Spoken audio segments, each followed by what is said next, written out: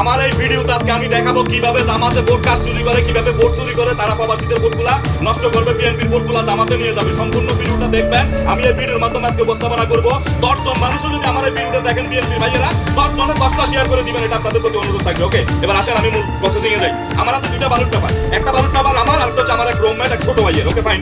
মনে করেন এক্সাম্পল আমি দানের শীষে ভোট দিলাম, দানের শীষে ভোট দেওয়ার পরে আমার এটা আমি এভাবে বাস করলাম, এটা হচ্ছে গণভোটের মধ্যে আমি না ভোট দিলাম, এটা এভাবে বাস করলাম। তারপরে এই যে 3 নম্বর কাগজ, এগুলো যারা প্রবাসী আছে তারা বুঝবে কাগজগুলা। তিনোটা আমি যদি ওকে করি, ওকে করার পরে যে একটা সাদা খাম থাকবে সর্বপ্রথম, এই সাদা খামটার ভিতরে মনে করেন যে আমি তিনোটা এটা ঢুকাইলাম, এই যে ঢুকাইলাম, দেখেন এই যে আমি ঢুকাইলাম, ঢুকাই এটা বন্ধ করে দিয়া এই যে একটা হলুদ খাম আছে, হলুদ খামের ভিতরে আমি এটা ঢুকাইলাম। হলুদ খামের ভিতরে ঢুকানোর পরে আমি এটা ডাক বিভাগে যাই এইভাবে রেখে দিলাম। আমার ভোট হয়ে গেছে, এখান থেকে সব ঠিকঠাক।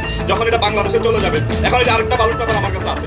এখন নির্বাচন অফিস থেকে নির্বাচন কমিশনের ওখানে যে ভোটগুলো যখন এটা তারা খুলবে, খোলার পরে যদি দেখা যায় এখানে দানের শীষের মার্কার, এখন আরেকটা ব্যালট পেপারে যদি তারা যদি মনে করেন সেম টু সেম এখানে যদি জামাতের মার্কার মধ্যে যদি ভোটটা দিয়ে এই আমার এই ব্যাপারটা যদি বাইর করে আমারটা ফালাই দিয়া জামাতের এই ব্যাপারটা যদি ঢুকাই যায়, তাহলে কিন্তু আমার দানের শীষের ভোটটা জামাতের হয়ে গেল। তো আমি জাতীয়তাবাদী দল বিএনপির কেন্দ্রীয় পর্যায়ের নেতাদেরকে আমি বলবো, তারেক রহমান থেকে শুরু করে প্রত্যেকটা মানুষের কাছে আমার এই ভিডিওটা পৌঁছানো চাই। এবং আমি যেটা বলতে চাচ্ছি, এটা এখন বন্ধ করবেন কিভাবে?